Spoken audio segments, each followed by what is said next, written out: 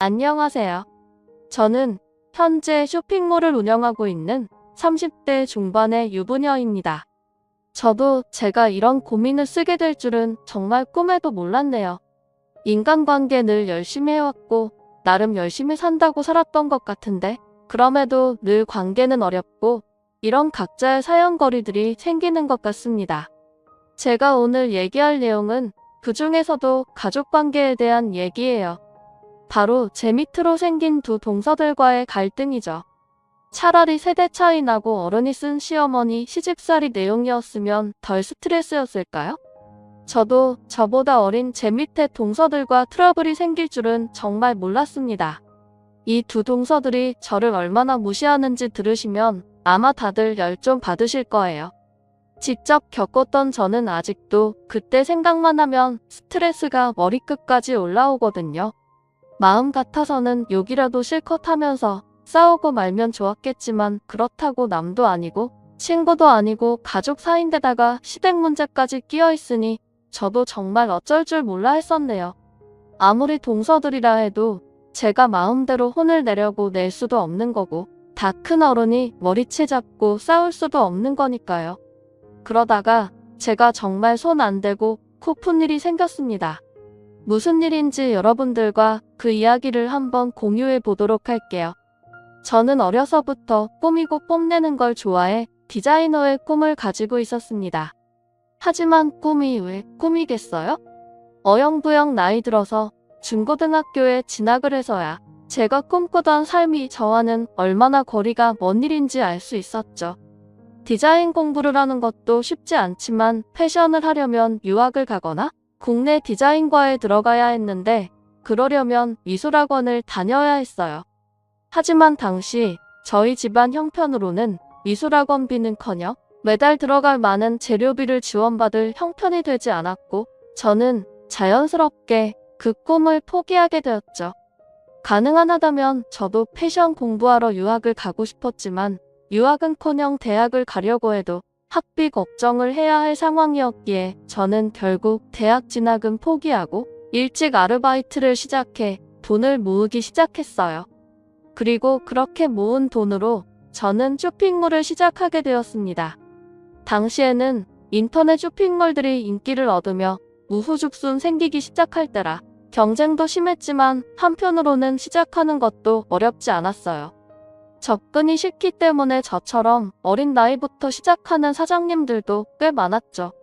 저도 옷을 좋아하고 관심이 많다 보니 인터넷에서 이것저것 보다가 쇼핑몰을 해봐야겠다 생각하게 된 거죠. 내가 좋아하는 옷을 다른 사람들에게 판매하는 것 어쩌면 그것도 내가 원하던 꿈과 비슷한 일이 아닐까 하는 생각을 했던 것 같습니다. 그렇게 저는 매일 새벽 동대문에서 한두 장씩 옷을 떼와서 인터넷에 사진을 찍어 판매를 시작하게 되었습니다. 20대 초반 아무것도 몰랐던 저는 돈을 만지는 법도 사업을 꾸리는 방법도 아무것도 모른 채 그냥 무턱대고 쇼핑몰을 시작했던 거였어요. 제가 뭘 알고 시작했겠어요. 처음에는 하나도 안 팔려서 다른 일 하면서 수익을 메꾸기도 했고 장사하는 법을 몰라 애를 많이 먹었죠. 도와주는 사람 하나 없고 어디 배울 곳도 없다 보니 어렸던 저는 장사가 너무 힘들기만 했습니다. 실패도 하고 중간에 사기도 당하고 어려서 일을 시작하다 보니 정말 별별 일을 다 겪었어요. 덕분에 사람을 아무나 믿어서도 안 되고 세상이 그리 호락호락하지 않다는 걸 남들보다 일찍 깨닫게 되었죠. 그래도 버티고 버티다 보니 결국 살아남게 되더라고요. 우여곡절이 많았던 저의 20대였지만 덕분에 저는 외출이 보장된 쇼핑몰의 사장님이 될 수 있었습니다. 물론 그렇게 되기까지의 고생은 누구도 알지 못하겠지만 저는 제 스스로 노력해서 이루어낸 제 사업이 무엇보다 자랑스러웠습니다. 그렇게 어느새 직원들도 두고 꾸준히 사업을 이어가던 저는 어느덧 제 운명의 사람을 만나게 되었습니다. 쇼핑몰이라 보면 이것저것 신경 쓸 게 참 많았어요. 경영에 대한 전문적인 지식이 없는 저는 돈 관리가 가장 힘들었었죠. 그 중에서도 세금 문제는 매번 머리가 아팠습니다. 세무서를 끼고 처리를 하는데도 가끔 구멍이 생기거나 누락되는 일들이 있어 하마터면 몇 배나 되는 벌금을 낼 뻔한 적도 있었어요. 그래서 괜찮다는 세무사를 찾아다니다가 한 세무사를 소개받게 되었죠. 그때 제가 만났던 그 세무사가 바로 제 남편이에요. 일 때문에 만나게 된 그 사람과 저는 마음이 잘 통했고 자주 만나 안부를 묻던 저희는 어느새 연인이 되어 있었습니다. 그리고 1년간의 짧은 연애 끝에 결혼을 하게 되었죠. 저보다 2살 많던 남편은 지금도 저를 많이 아껴주고 사랑해주는 좋은 남편이에요. 처음 만났을 때부터 지금까지 제게 실망을 안겨준 적 없는 좋은 사람이죠. 물론 이과 출신이라 그런지 가끔 너무 딱딱하게 굴 때는 있지만 그래도 저는 그런 제 남편이 여전히 좋습니다. 무엇보다 남편은 제 직업과 저라는 사람을 참 존중해주는 사람이었어요. 가끔 남편이 고소득 전문직이라고 결혼 후에 여자들을 집에 놀러 앉히거나 일하는 걸 무시하는 남자들이 있던데 저희 남편은 절대 그런 사람이 아니었습니다. 결혼 후에도 제 일을 존중해 주었고 제가 고졸에 쇼핑몰 한다고 무시하는 사람도 아니었어요. 사실 연애 초반에 제가 남편에게 자격지심을 가졌었거든요. 남편은 세무사에 돈도 잘 벌고 외모도 준수한데 나보다 더 좋은 여자 만날 수 있지 않았을까 싶어서요. 아니나 다를까 주변에서도 자꾸 저더러 애인 잘 구했다면서 제주 좋다는 얘기들을 해대니까 저도 모르게 그런 생각이 들었던 거죠. 제가 남편한테 왜 다른 여자를 두고 나를 만나냐 했더니 오히려 남편이 어이없어 했어요. 뭐? 서희 널 왜 만나냐고? 그런 바보 같은 질문이 어딨어? 그냥 오빠 정도면 좋다는 여자도 많았을 거고 집안에서도 기대가 많으셨을 텐데 나는 학벌이 좋은 것도 아니고 집안이 좋은 것도 아니고 별로 잘난 게 없잖아. 서희 내가 그런 얘기하니까 되게 웃기다. 내가 잘난 게 왜 없어? 서희 너야말로 혼자 힘으로 쇼핑몰 운영하고 자수성가한 거 아니야? 오히려 사람들이 날 부러워할 것 같은데 예쁘고 능력 있는 여자친구 만났다고? 사람들이 서희 너한테 무슨 말을 어떻게 하는지 모르겠지만 그런 건 아무것도 중요하지 않아. 서로 사랑하는 건 우리 두 사람인데 나머지 조건이나 사람들 판단이 뭐가 중요해? 나는 혹시라도 서희 내가 그런 걸로 기죽거나 신경 쓰지 않았으면 좋겠어. 나는 오히려 혼자 이만큼 성공한 서희 내가 더 대단하다고 생각해. 사실 저도 그동안 좋은 대학 나와서 세무사하고 있는 남자친구에 대해 많이 기죽어 있었던 것 같아요. 아무래도 대학을 나오지 못했다는 것이 제게는 무엇보다 큰 콤플렉스였거든요. 그땐 돈이 없어서 포기했던 거지만 그래도 남들 다 나온 대학 나도 가봤어야 하는 건 아닌가 하는 아쉬움이 살면서 늘 있었거든요. 그런 제게 오히려 혼자 열심히 해온 제가 자랑스럽다 해주는 남자친구를 보고 저는 그때 그 사람과 결혼을 생각했던 것 같아요. 물론 남편은 제 자존감을 높여주고 저를 인정해주는 좋은 사람이었지만 시어머니는 조금 다르셨습니다. 저희가 결혼하겠다고 했을 때만 해도 어머니가 저를 그리 반기지 않으셨거든요. 안 그래도 남편은 여기저기 좋은 선자리도 많이 들어왔고 아드님들이 다 명문대의 전문직 출신들이라 남부러울 것 없으신 분이셨으니 아마 어머니도 바라던 며느리감이 있으셨을 거예요. 그나마 어머님이 점잖으신 분이라 제게 대놓고 말씀을 하시진 않으셨지만 제가 고졸에 쇼핑몰을 한다는 걸 좋아하지는 않으셨습니다. 마지못해 결혼을 허락하긴 하셨지만 저도 제가 환영받지 못한다는 건 잘 알고 있었죠. 그렇다고 어머니가 결혼을 반대하신 것도 아니고 제가 어머니 마음에 들지 못한 걸 누구 탓하겠어요. 그래서 저는 어머님 마음에 들기 위해 열심히 노력했습니다. 비록 어머님이 바라시던 조건의 며느리는 아닐지 모르겠지만 가족이 된 이상 저도 어머니를 성심성의껏 모시고 살가운 며느리로 가까워지고 싶었죠.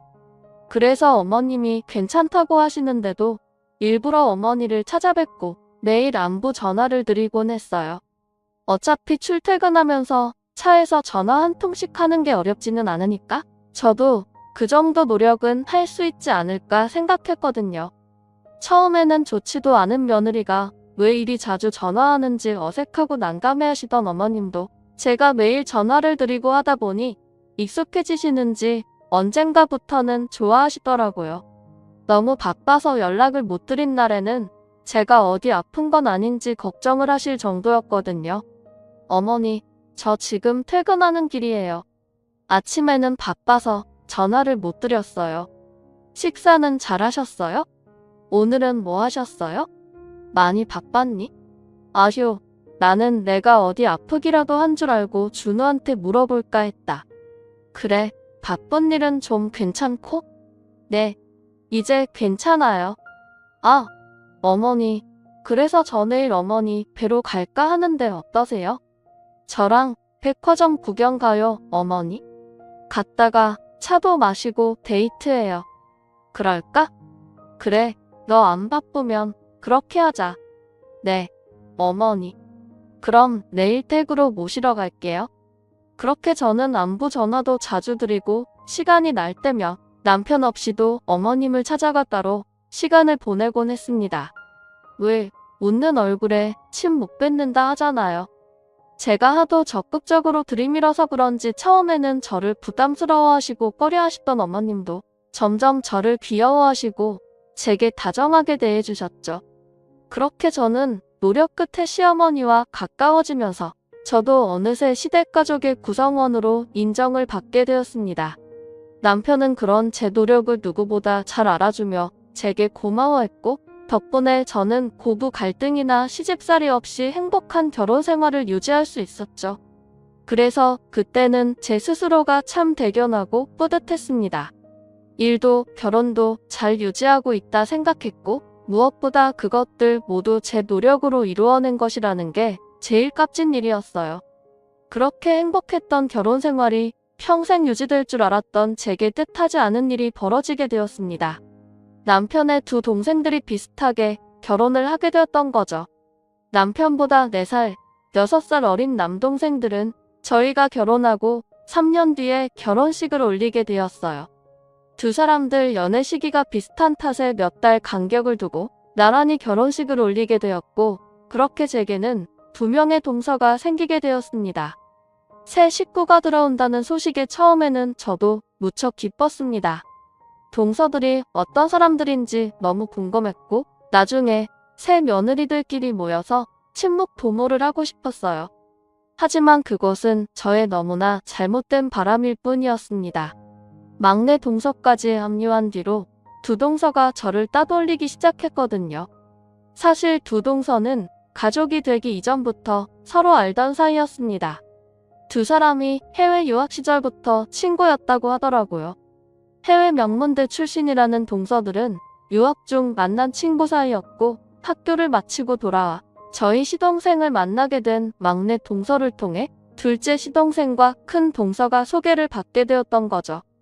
친구끼리 형제를 만난다는 게 흔한 일이 아닐 텐데 두 사람 사이가 무척 좋은지 그런 일이 다 있게 되었네요. 가족이 될 사이에 친하다는 건 축하할 만큼 좋은 일이겠지만 그것 때문에 제게 문제가 생길 줄은 정말 꿈에도 몰랐습니다. 막내 동서가 시집을 오고 시댁에서 처음으로 다 같이 모이는 자리였어요. 식사 준비는 어머님이 미리 거의 다 해두셨지만 며느리들이 상을 차리고 거들기 위해 모두들 주방에 모였죠. 식사 준비를 혼자 하신 어머님이 힘드셨겠다 싶어서 나머지는 저희들이 하겠다고 어머님을 거실로 보내드렸죠. 어머니, 혼자 이 많은 걸 다 준비하신 거예요? 너무 고생하셨겠어요. 차라리 저라도 불러서 같이 하시지 그러셨어요. 아휴, 너도 바쁜데 부르기는 무슨. 이 정도는 나 혼자도 그냥 하지. 그래도 애들 결혼하고 처음으로 다 같이 모이는 날인데 내가 이 정도는 해야지. 어머니, 고생 많으셨으니까 나머지는 저희가 할게요. 피곤하실 텐데 잠깐이라도 좀 쉬세요. 그럼 그럴까? 하긴 내가 버티고 있으면 너희들만 불편하겠다. 그럼 큰애 너한테 맡길 테니까 내가 둘째 셋째한테 잘 좀 알려주고 셋이 대화도 좀 하면서 친해지렴. 그럴게요. 어머니 쉬세요. 그렇게 어머니를 거실로 보내고 새 며느리들만 주방에 남게 되었습니다. 어차피 요리할 건 별로 없었고 음식들 옮겨 담고 세팅 정도만 하면 끝이었어요. 그래도 제가 결혼 생활이 오래되었으니 동서들에게 그릇들이 어디 있는지 어머님은 어떤 걸 좋아하시는지 알려주며 같이 상을 차리려고 했죠. 저, 큰 동서, 작은 동서라고 부르면 될까요? 예, 뭐 아무렇게나 편한 대로 하세요. 그럼 큰 동서는 갈비만 한 번 더 재워주고 작은 동서는 그릇 좀 씻어줄래요? 아, 그 어머니는 갈비 바싹 구운 거 안 좋아하시니까 살짝만 앞뒤로 구우면 돼요. 부탁해요. 사실 두 사람이 몇 달 간격으로 결혼식을 올려서 저는 아직 큰 동서와도 친해질 겨를이 없었습니다. 막내 동서는 상견례와 결혼식을 제외하면 그날이 세 번째였고요. 그래서 저도 동서들이 참 불편했죠. 말을 어떻게 해야 할지도 모르겠고 아무리 어리고 제 밑에 동서들이라지만 무턱대고 반말을 하기가 쉽지 않더라고요. 그런데 불편한 건 동서들도 마찬가지인 건지 제가 먼저 말을 걸기 전에는 먼저 저한테 말도 하지 않고 아예 저를 빼고 자기들끼리만 대화를 나누더라고요. 저도 쇼핑몰하고 시장 다니면서 산전수전 겪었고 어디 가서 친화력 없다는 소리는 못 들어봤는데도 두 동서를 대하는 것은 너무 어려웠습니다. 다들 모르는 사이에 처음 만난 거라며 서로 통성명도 하고 두루두루 지내며 친해질 텐데 두 사람은 오래된 사이에 저만 모르는 사람이다 보니 두 사람과 제 사이에는 시작부터 보이지 않는 벽이 존재하는 듯 했어요. 둘이서만 떠들기 바쁜 두 사람은 제가 무슨 말을 하는지 듣지도 않고 자기들끼리 얘기를 나누기 바빴습니다. 신혼여행은 어땠어? 괌은 나도 안 가봤는데 사람 많아? 많긴 많지. 호텔이랑 쇼핑몰에 거의 다 신혼여행 온 사람들 같더라. 한국 사람이 너무 많으니까 오히려 여기가 괌인 건지 제주도인 건지 모르겠더라고. 차라리 다음번엔 멀더라도 한국 사람 없는 데로 가야겠어. 동서, 이거 그릇이 제대로 안 닦여서 다시 좀 씻어줄래요? 근데 요즘 한국 사람 없는 데가 어디 있니? 차라리 유럽을 가야 좀 덜하긴 하지. 동서, 누가 이것 좀 씻어줄래요? 아니, 근데 괌 갔을 때 우리 다 같이 발리 갔던 거 기억나더라. 혜진이 너 기억나?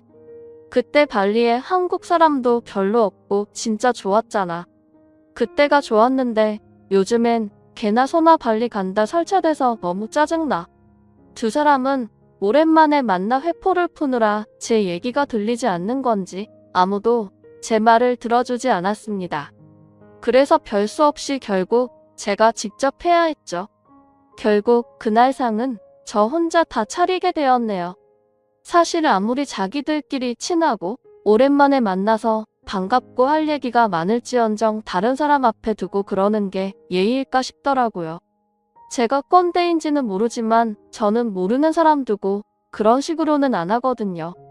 괜히 사람 왕따 시키는 것도 아니고 게다가 그냥 놀러 온 상황도 아니고 시댁에서 식구들 다 모여 식사하는 자리인데 말이에요.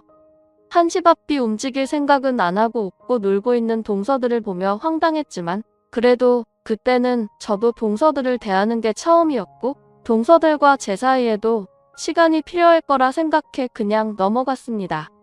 하지만 이후로도 동서들의 무시는 계속되었어요. 두 사람 사이가 얼마나 좋기에 매번 볼 때마다 그 난리들인지 시댁에서 동서들을 함께 만나는 날이면 저는 늘 꽂아놓은 보릿자루가 되어야 했습니다. 동서들 다들 잘 지냈어요? 오랜만에 만나니까 더 반갑네요. 네. 아, 지혜야 나 너 줄 거 있다? 저번에 내가 얘기했던 화장품 기억나? 내가 백화점 갔다가 내 생각나서 하나 사왔어. 어머 진짜? 그거 품절이라 그러던데 어떻게 구했어? 나 VIP잖아. 매니저 언니한테 구해달라 했지. 너무 고마워. 근데 하나 더 있네? 이건 뭐야? 아, 이건 어머님 거. 이따 드리려고. 아 그래? 나 봐봐. 어때? 색 잘 어울려? 둘이서 식사 준비할 생각은 안 하고 식탁에 앉아서 화장품들을 나누고 있더라고요.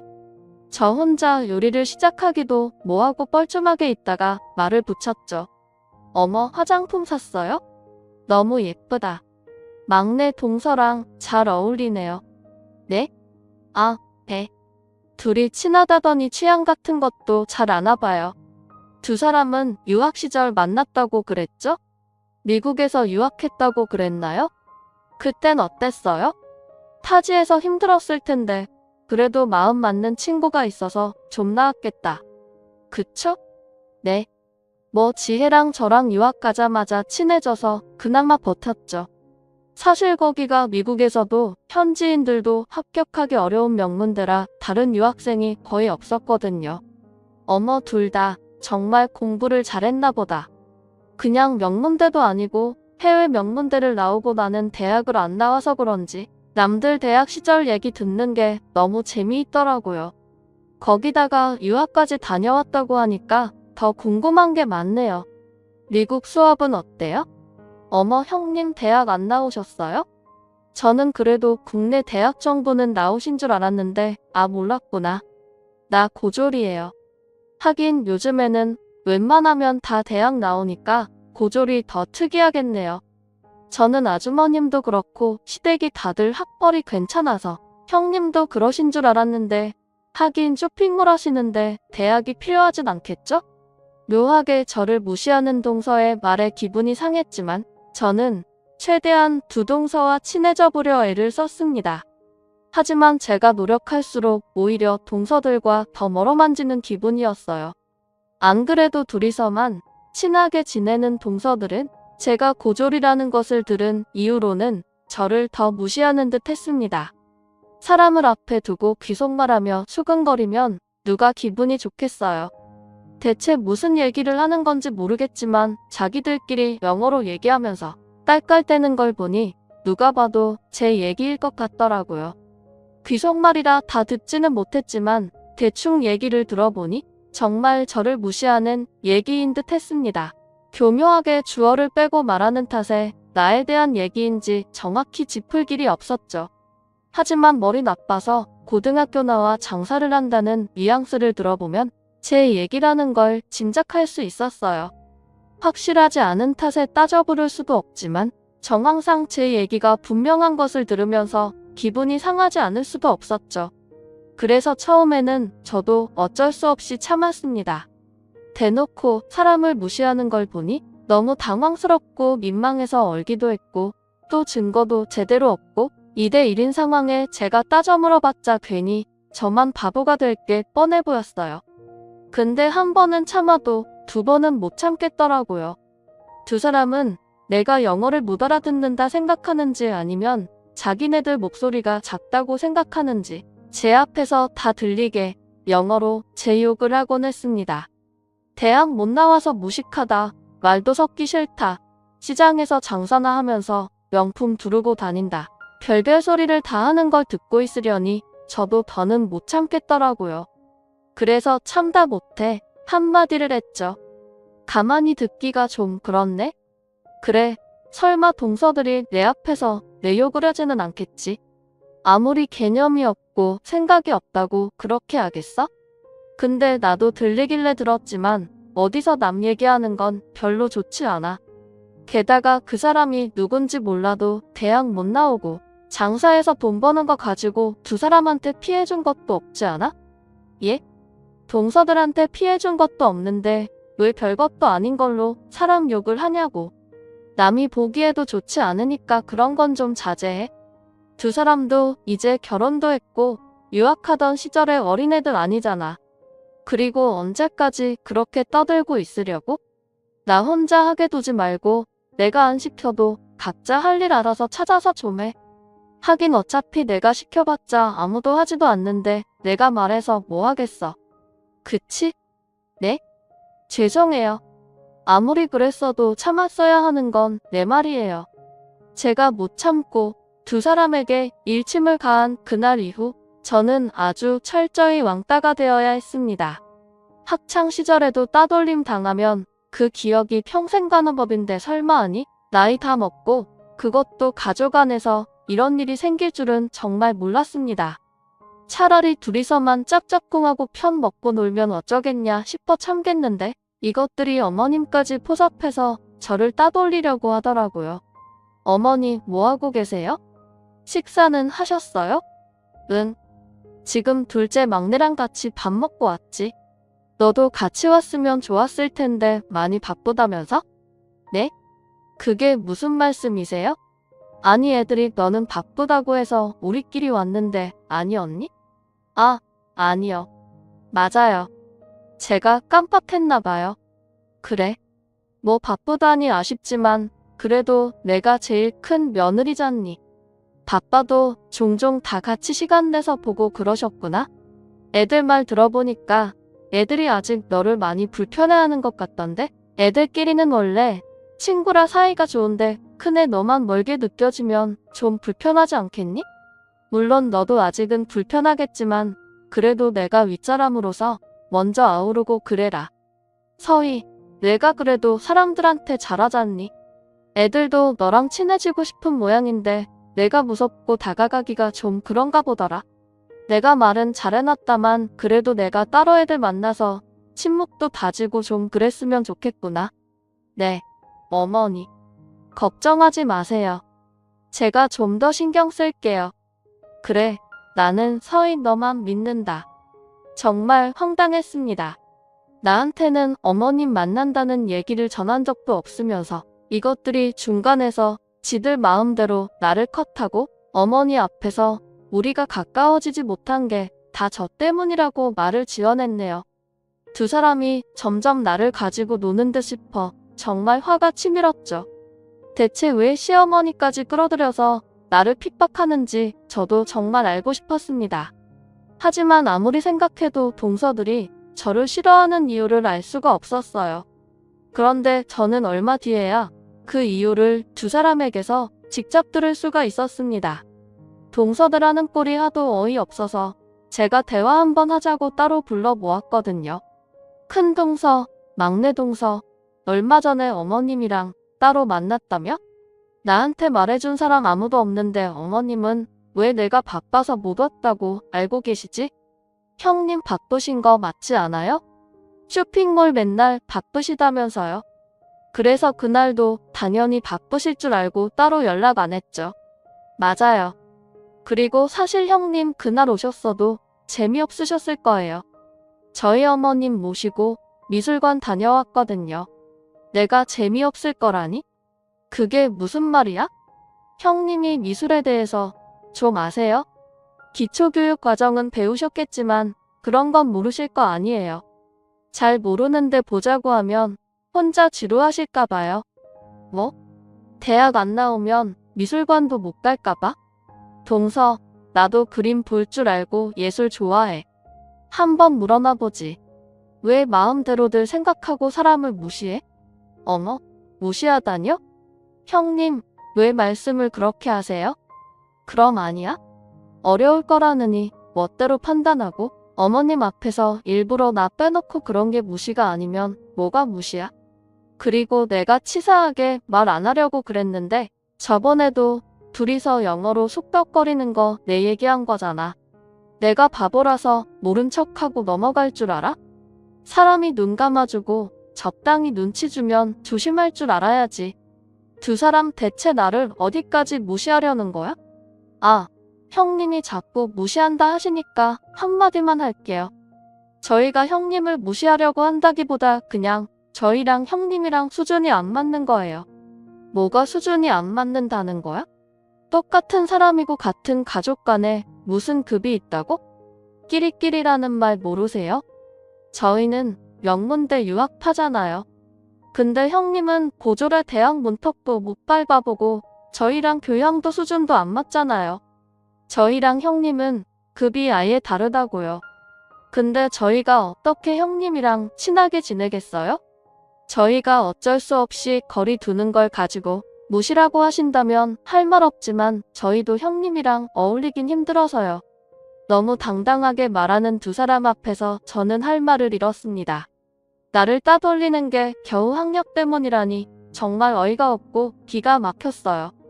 자기들이 명문대 유학파면 어쩌라는 건지 저더러 못 배워서 옷장 사나한다며 무시를 하는 겁니다. 정작 자기네들은 그 좋은 학교 나와서 결혼하고는 전업주부 하겠다고 집에서 살림하고 살면서 저를 무시하네요. 더 웃긴 건 집에서 살림하고 아직 아이도 없어서 한가한 두 사람은 일을 해야 하는 시댁 행사에는 매번 이 핑계 저 핑계 대며 빠지곤 했습니다. 제사도 안 하는 시댁에서 하루 다 같이 모여서 전부 처먹자고 그랬더니 전날 둘이서 같이 뭘 먹고는 장염에 걸렸다면서 못 온다고 거짓말을 하더라고요. 그게 거짓말인 걸 제가 어떻게 알았냐고요? 두 사람이 그날 만나서 브런치 카페 간 사진을 봤거든요. 안 그래도 그렇게 얌체같이 구는 동서들 때문에 스트레스가 많았는데 이것들이 겨우 그딴 걸로 사람을 무시한다는 소리를 하니까 정말 복장이 터질 것 같았습니다. 마음 같아서는 한 대씩 패주고 싶었지만 이성이 있는 사람이라면 그러면 안 되잖아요. 그렇다고 제가 나이도 어린 두 동서들에게 당하고 있는 걸 어디다 토로할 수도 없고 창피하고 속상한 마음에 남편에게 말을 할 수도 없었네요. 사실 형제들 간의 사이도 좋았고 동서들도 다른 식구들 앞에서는 조용히 있었기에 제가 말을 꺼내 분란을 만드는 게 저한테는 꽤 부담스러운 일이었어요. 그리고 한편으로는 여태 제가 살아온 방식처럼 제가 처한 그 문제 역시 제 힘으로 해결하고 싶었죠. 그래서 제 딴에도 여러 방법을 써봤어요. 동서들한테 화도 내고 친해지고 싶다고 다정하게도 굴어보고 하지만 그럴수록 저만 바보가 될 뿐이었습니다. 차라리 안 보고 살 수 있는 남이면 방법이 쉬울 텐데 앞으로 평생 보고 살아야 할 사이에 계속 이런 일을 당해야 한다 생각하니 정말 끔찍하더라고요. 그런데 이것들이 겨우 참고 있는 저를 기어이 폭발하게 만들었네요. 동서들이 시집 보고 2년이 다 되어갈 무렵 저는 기다리던 임신 소식을 듣게 되었습니다. 벌써 30 중반이 다 되어가는데 아이 소식이 없던 탓에 저희 부부가 꽤 애를 먹었거든요. 어머님과 저희 부모님도 직접 말씀은 안 하시지만 걱정을 하고 계셨고 특히나 저희 시어머니가 첫 손주 생각에 많이 기다리고 계셨죠. 그렇게 결혼하고 한참 만에 어렵게 아이를 갖게 된 탓에 저희는 너무나 기뻤습니다. 당장 양가 부모님께 소식을 알렸고 다음 주말 시댁에서 다 같이 축하 파티를 하기로 했어요. 서곤에 오랜만에 온 식구들이 모였고 그 자리에는 당연하게도 두 동서도 함께였습니다. 굳이 그 둘을 보고 싶지는 않았지만 동서 두 사람도 식구들 앞에서는 제일 친한 동서를 보고 싶었죠. 동서 두 사람도 식구들 앞에서는 제 임신 소식을 축하한다면서 가식을 떨더라고요. 하지만 아니나 다를까 저희끼리만 있는 자리에서 또 사람 속을 긋는 소리를 하는 거죠. 형님, 임신 다시 한번 축하드려요. 그래, 다들 고마워. 근데 형님은 걱정 안 되세요? 무슨 걱정? 아니, 보통 자녀의 지능은 엄마를 닮는다잖아요. 혹시 아이가 형님 닮아서 무식하면 어쩌나 싶어서요. 뭐? 동서, 지금 뭐라 그랬어? 아유, 화내지 마시고요. 저는 그냥 시조카가 걱정돼서 그러는 거죠. 그러게요. 그런 거 생각하면 차라리 딸인 게 낫겠네요. 아들이면 좀 그래도 딸이면 형님처럼 대충 쇼핑몰 같은 거나 하면 될 테니까. 그쵸? 그동안 저를 무시하는 것까지는 다 참으려고 했는데 엄마 마음이 그런 건지 아직 태어나지도 않은 내 자식을 가지고 그런 말을 하는 건 도저히 참지 못하겠더라고요.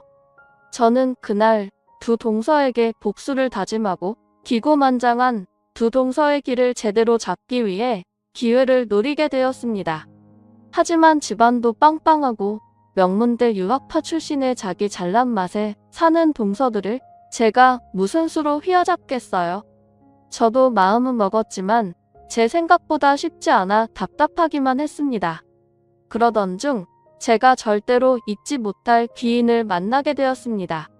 어느 날 친구의 지인과 함께 자리를 하다가 그분이 우리 동서들과 같은 학교 출신이라는 것을 알게 되었어요. 사실 주변에 유학 다녀온 사람이 있더라도 똑같은 학교 출신 찾기가 쉽지 않을 텐데 우연하게 생긴 그 기회에 저는 쾌재를 불렀습니다. 어떻게 하고 많은 학교 중 제가 동서들이랑 같은 학교를 나온 사람을 만나게 되었을까요? 어머, 정말 그 학교 출신이세요?